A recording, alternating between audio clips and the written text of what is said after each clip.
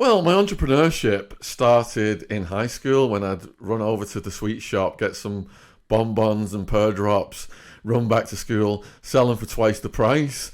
And then I got interested in the stock market at 14, started trading at 16, borrowed 50 quid off my nan, put it in BT shares when Maggie Thatcher was privatising them.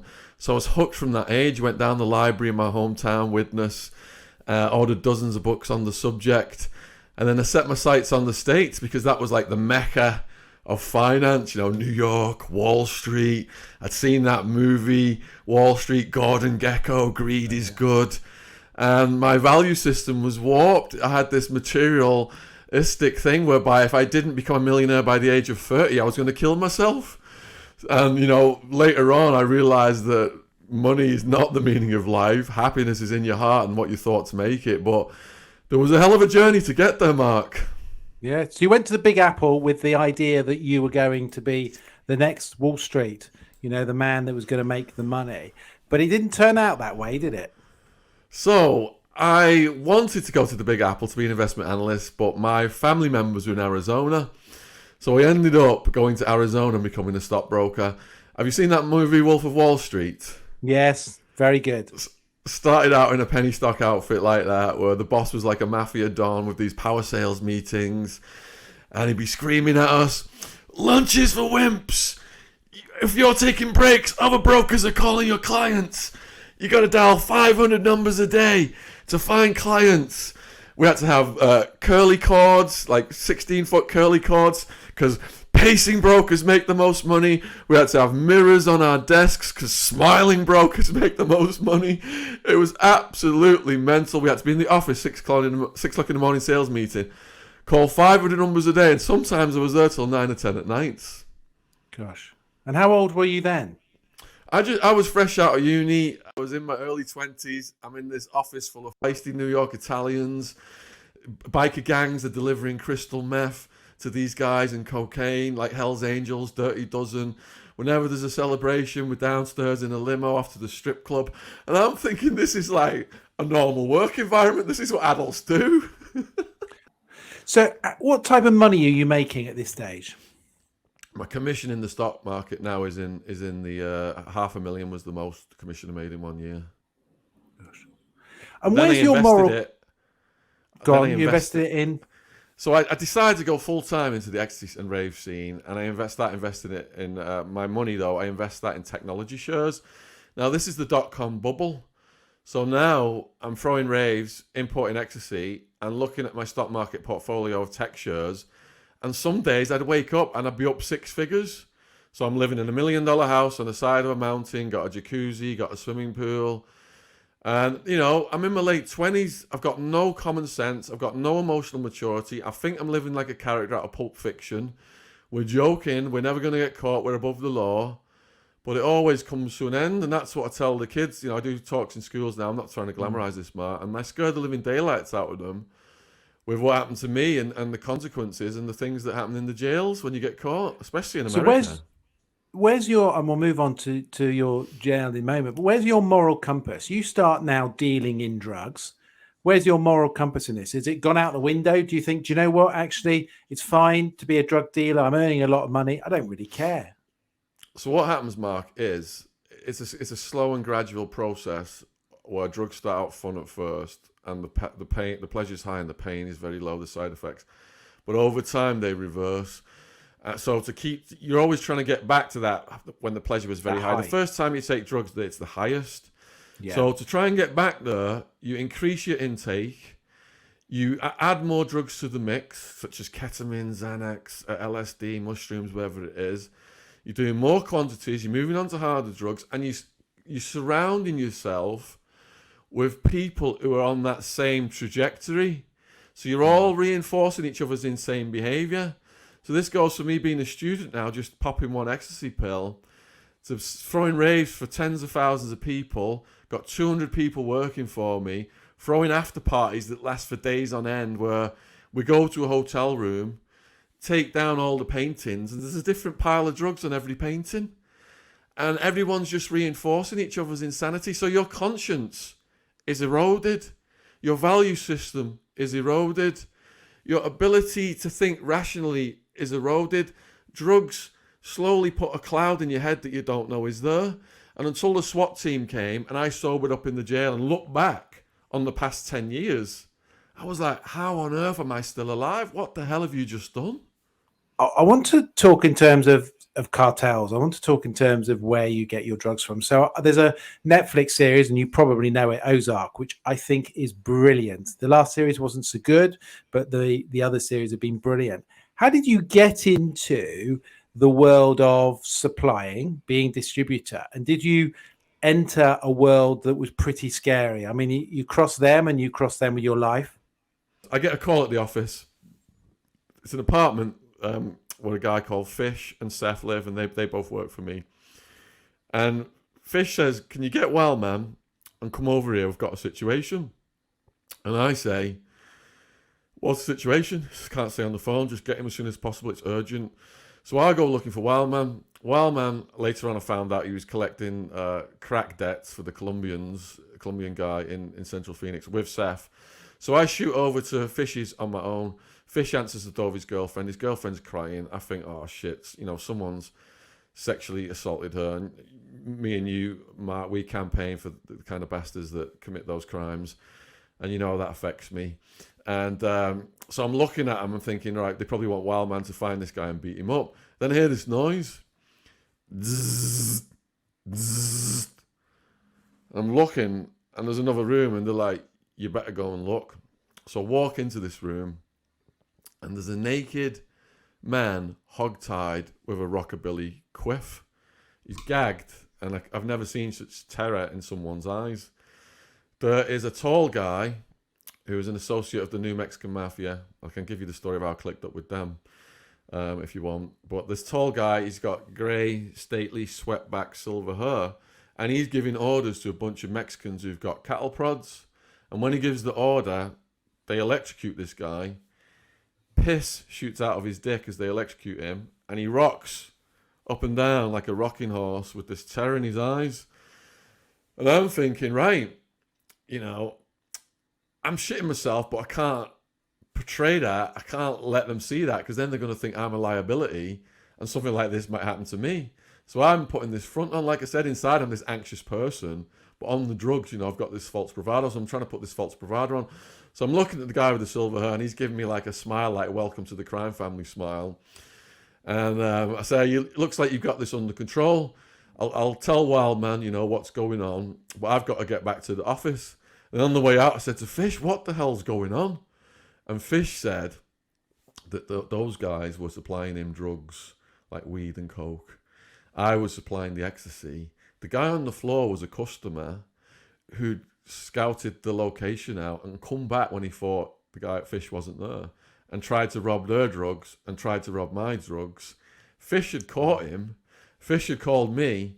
He'd called them, and they got there first. And then what they did was they contacted the guy's roommates and said, look, you need to pay up 10 grand or this guy's going to end up in the desert. And the 10 grand was paid up. But I was at a crossroads in my life then, Matt, and like you said about, having a value system and a conscience and all that. And because I was on the drugs and the drugs was telling me, this is like a scene out of a movie, I was haunted all the way back to the office by that guy's eyes. I was in fear. But the drugs and all the fun I was having outside of that danger was just pushing me on. It was total emotional immaturity. And did you get attacked? Did anyone ever attack you? Did anyone turn on you? So I had my own security team. There was Wildman, the New Mexican Mafia had my back. I had 20 bouncers, at any time that I could call on who were armed. And so, people, at the peak of it, I was living in my house and I had a right-hand guy called Cody Bates. He's dead now. Wildman's dead now. Most of my friends from back then are dead now because we were living such crazy lives. Cody Bates had rented an apartment just for the cash. He would do the rounds, drop off the stuff, put the cash in the apartment, come to see me in my house. We never talked on the phone. And if there was a problem, Wildman and some of the enforcers would go to that person's house. And what's happening to your family at this stage? Because I think you moved over to live with your gran initially, didn't you, in the US? And what about your family? Aunts. What was your family situation? I had two aunts, and My Oh, parents, in my Banged Up Abroad episode, it shows a scene where I'm in the big house with the swimming pool, and my parents come over, and there's a knock at the door, and I say we're watching some Bruce Willis movie in the living room or something. And I say to my parents, just keep watching it, because I look through the peephole and I see some people that I'm not familiar with, but I could tell they're from the drug community. So at this point, this is Arizona. Everyone's got guns. I had a concealed weapons permit. I was trained to shoot by ex-cops. And I had shotguns. I had a Glock handgun. They say shotgun's best for home protection. So I said to my parents, keep watching this movie. Grab my shotgun, hoping my mum and dad, won't notice while they're watching this movie. Opened the door to these guys, and they were looking for a guy called Acid Joey, another guy, a friend of mine who's dead, who was my first connect locally in Arizona. And they said, "Where's Acid Joey?" I said, "He doesn't live here." Well, they said, "Well, he owes us money." I said, "Well, he owes me money." And I'm wielding this shotgun. I said, "Look, I'll tell him you've called, but please don't come back here." And they see I'm wielding the shotgun, and they back off and they left. But when I turned around with the shotgun, my mum and dad are watching, and their eyes are popping out their heads. And I said, "Mum, this is Arizona. It's really dangerous here. There's a lot of road. Even in the summer when the heat goes up, the road rage. People are shooting at each other. A lot of people have handguns in the glove compartments. A lot of people have shotguns at home for home protection." But my mum, she was worried after that. She was worried. There was something on her mind. She must have known something was going on. She must have known, or your dad. They must have thought, "Do you know what? There's more to this." She said there was something on her mind, but explained it well. And what I said to them was that I was throwing raves, which I was, and I was investing in rave parties, because before the drugs thing really started, the whole criminal organization came about because all these little competing rave cliques in Arizona, they called me the Bank of England, and they would come to me to invest in their projects. And when those little cliques fell out, me and Wildman would adjudicate. They'd come in, these cliques, and we and Wildman would adjudicate their beefs and determine what would happen. But by doing so, we incorporated all these little cliques into our enterprise. And that's how we had so many people working for us at the peak of it. So there comes a time when everything finally catches up with you. The police come banging on your door. May 16th, 2002. And I'd actually quit the importation market a year before I got caught. I thought you had to get caught with the drugs. I was naive to the statute of limitations. So in Arizona, statute of limitations is 7 years. And before you do that, why did you stop? Why did you stop a year before? Okay, if you watch any of these movies about the drug lifestyle, then there's an arc, isn't there? The glitz, the glamour in the beginning, the partying, the beautiful women, it's fun. And then the competition comes in, and the feds come in, and they're getting followed, and there's helicopters, and competition are trying to wipe you out. And in my case, Sammy the Bull Gravano's enterprise, you may have heard of him, underboss for John Gotti, the Gambino crime family. Their enterprise is the one who set up in competition with mine, and we've just done a 90-minute documentary with the Discovery Channel about that, where they interviewed all my family members. They've interviewed all Sammy the Bull's family members, and that's coming out this summer. And then once it gets through that point, then where people are getting hurt by the competition or whatever, and in my case, Sammy the Bull's crew knocked out. They lured the salesperson, my top salesperson, to a nightclub in Scottsdale under the pretext of doing a deal, took him into the men's room, knocked his teeth out, took his ecstasy, took his money, and that's when the war with those guys was on. So by the time I'd quit the importation, things were getting really hairy. I had a lawyer. She said she had a contact in the DEA, and they were really hot for me.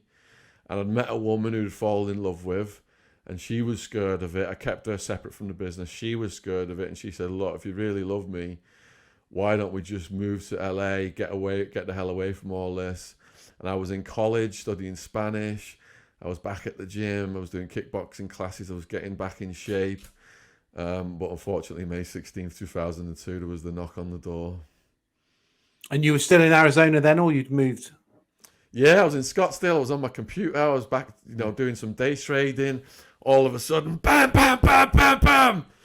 Tempe Police Department, we've got a warrant, open the door. Look through the people, it's blacked out. I'm thinking, is this the cops or is it drug? People thinking I've got drugs and money and come to rob, pretending to be the cops. So I run to the window, Entire complex is surrounded. Walk through to the bedroom, to my girlfriend. We're like, what we're going to do? Better let them in. We're walking back for the living room, and then just boom, door just flies off the hinges. Hands above your heads, get on the ground now, don't move. And they crushed me.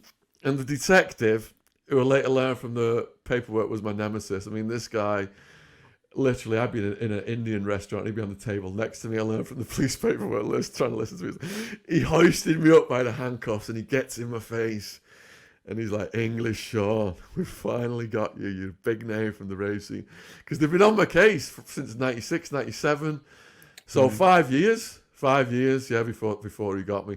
So I start yelling to my girlfriend, I'm exercising my right to remain silent, love. I'm exercising my right to...